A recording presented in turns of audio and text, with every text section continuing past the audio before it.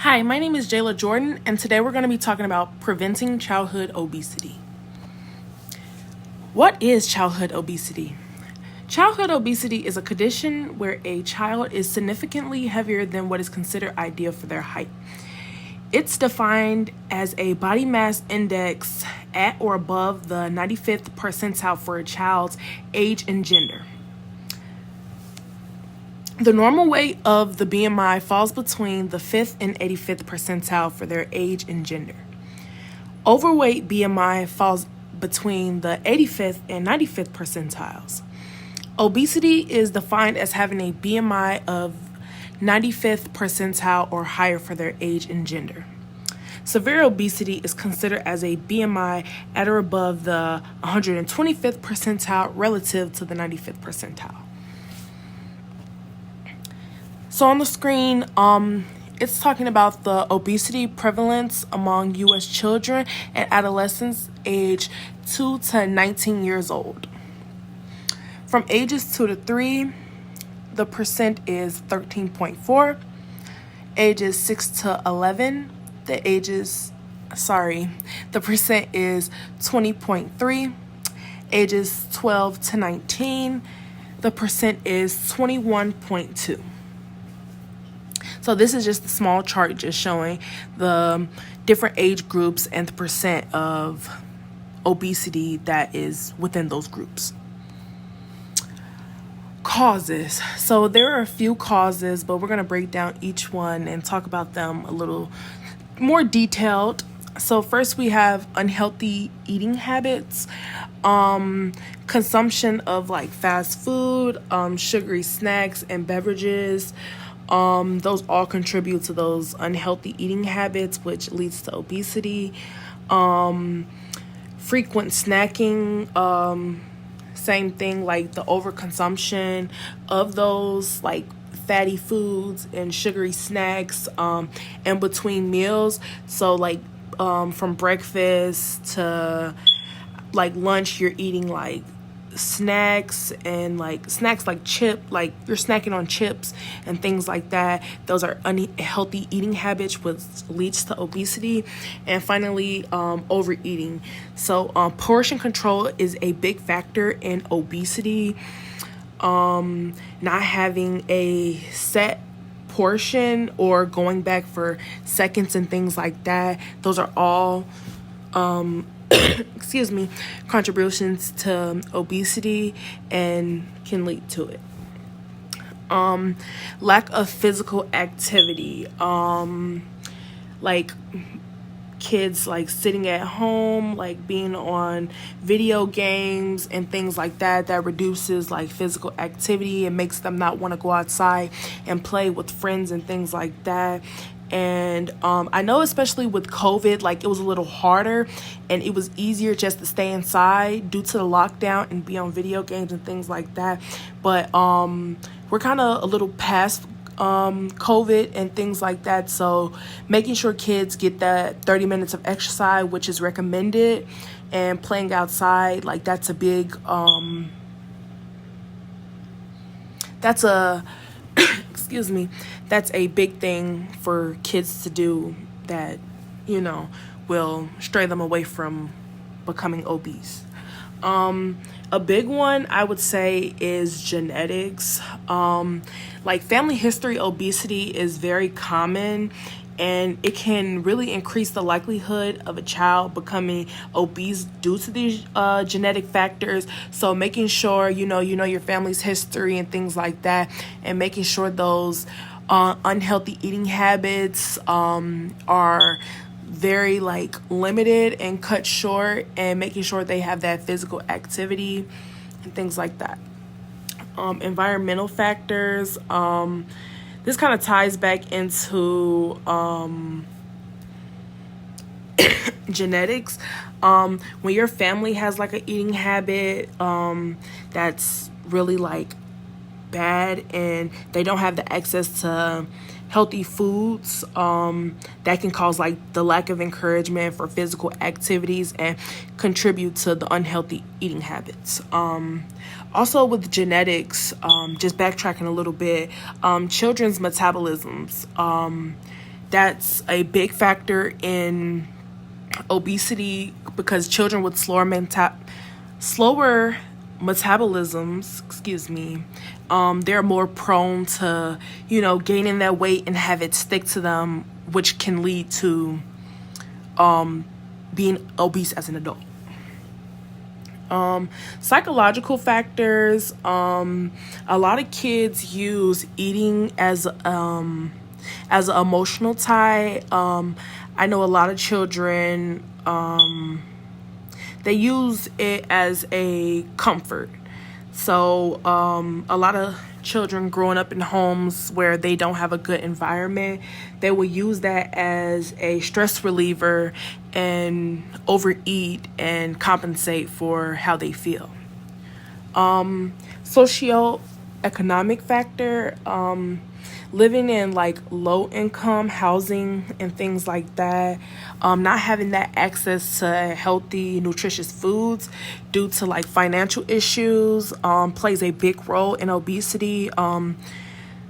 Healthier foods and vegetables and things like that are way more expensive than fast food, which can lead to obesity because a $5 biggie bag is, quick and easy to give a kid rather than buying fruits and vegetables, which can total out to $20 and, you have to prep it, you have to have it ready for the kid and things like that. And just buying the biggie bag is just much more like efficient, but having those like financial restraints definitely plays a big role in obesity for children.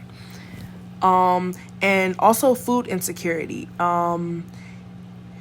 Families who struggle with food insecurity rely on the cheaper option. So they don't look to get fruits and vegetables. They rather just grab a box of cereal or ramen noodles and things like that to have that nutrition value met. But at the same time, having that nutrition value met doesn't stop the obesity from happening because those foods are still fatty and sugary. And then hormone imbalances and medical conditions. I know medications can really increase your appetite and lead to weight gain. And say if you needed those medications and those are the only options, then that can lead to, a child like they need that. So they need that. So they rely on that and there's nothing they can do about it besides take their medication and things like that. And like disorders,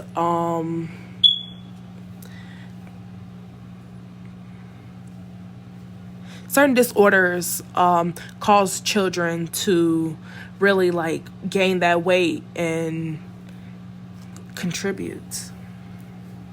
Also, sleep disorders, that lack of sleep can affect the hormones and it can control like your hunger and your appetite, which leaves you up all night overeating. So those are all causes of obesity.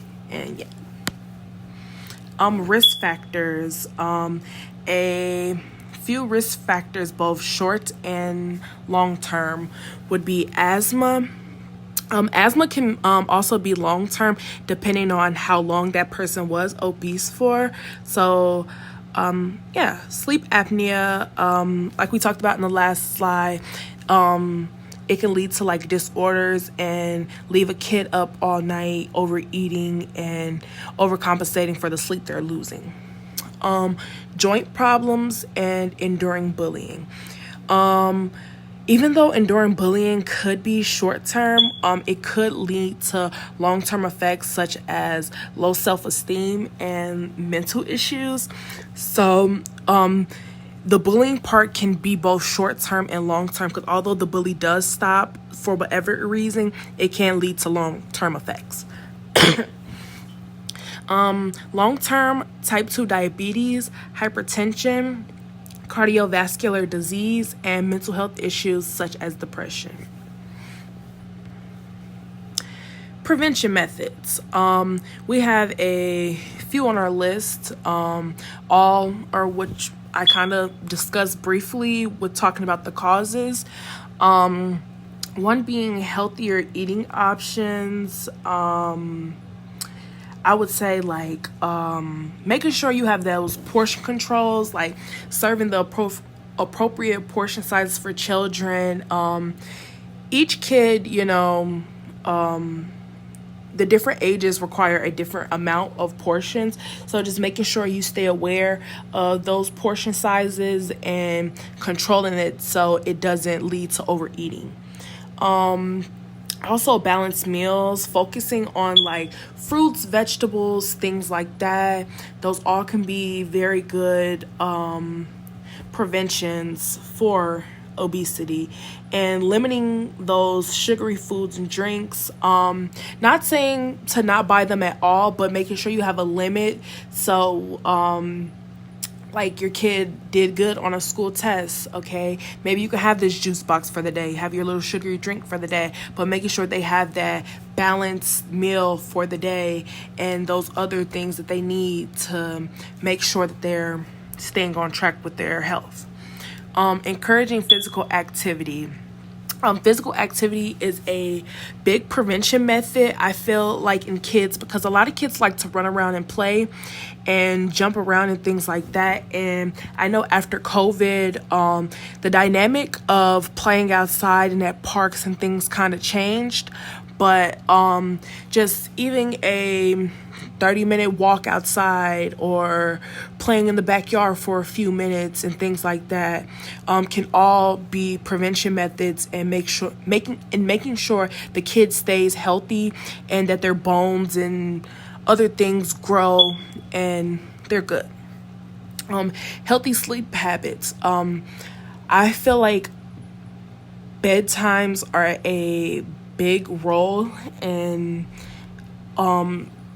making sure you prevent obesity. When kids have a set routine, kind of a bedtime and things like that, they're not going to be up, they're not going to be eating, they're not going to be trying to,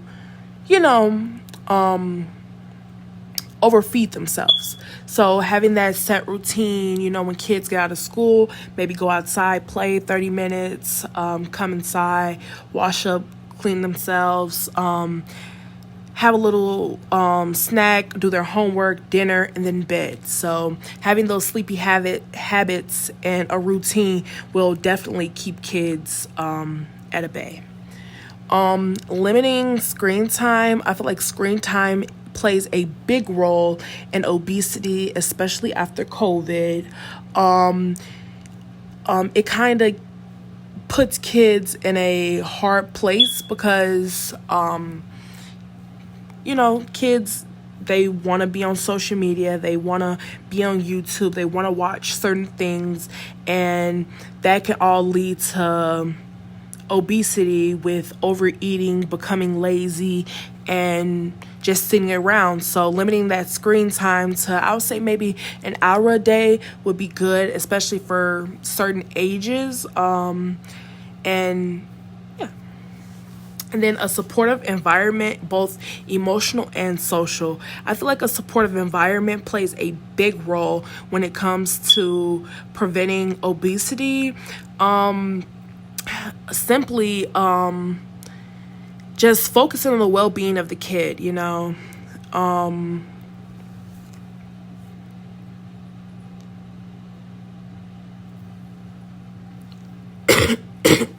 excuse me. Just focusing on the kid, both emotional and social, making sure that they have like what they need, and you're uplifting them any chance you get. Because being obese, being in school and things like that is probably already hard enough. So making sure that they have a positive outlook on life, especially at home, making sure that they get the love that is needed, can contribute and prevent them from becoming obese, and also becoming a positive role model. I feel like a lot of parents, they their habits wear off on their kids. So if you're eating unhealthy and snacking all the time, then that's possibly what your kid is going to want to do, and they're going to take after, which can lead to them becoming obese, whether or not you are. So making sure that you're just a positive role model and you're showing them what it takes, to like be healthy. And here are a few practical tips. Once again, those healthy meals, just having, meals prepped. This is more so for parents and caregivers and guardians and things like that. Because obviously a child wouldn't be able to do these things on their own.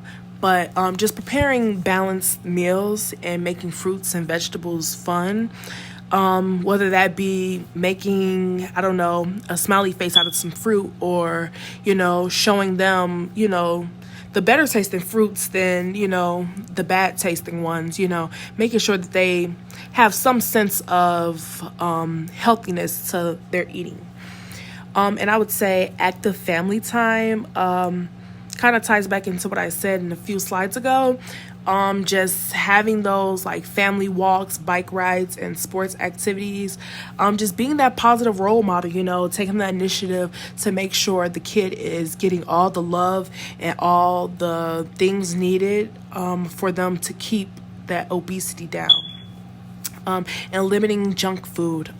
Once again, I'm not saying that junk food should be completely out of the house, because in a lot of households that's kind of impossible, but making sure that it's out of sight and showing those healthier options, rather than to just have a house full of just snacky, sugary foods and nothing healthy. So just making sure like it's a limit on it, and they're rewarded with unhealthy food. Well, I wouldn't even say unhealthy food, but making sure that they're limited to just it not so often, for good behavior and things like that. And that kind of just puts in perspective whether the kid is going to choose a salad or a hamburger. And once again, not saying that every once in a while cheeseburger wouldn't be nice to have, but making sure that they have that mindset of eating healthy and having healthy habits in place to withstand. And we're just going to talk about the recap and the key takeaways from the presentation. And I would say obesity causes is a big thing to look for, especially when it comes to genetics once again, because genetics plays a big role, and having obesity runs in your family, you can look up alternative ways and things like that to stop it and still be healthy. We talked about healthy eating, physical activity, and the importance of a healthy environment. Thank you all for listening to my presentation. I hope I taught you something, and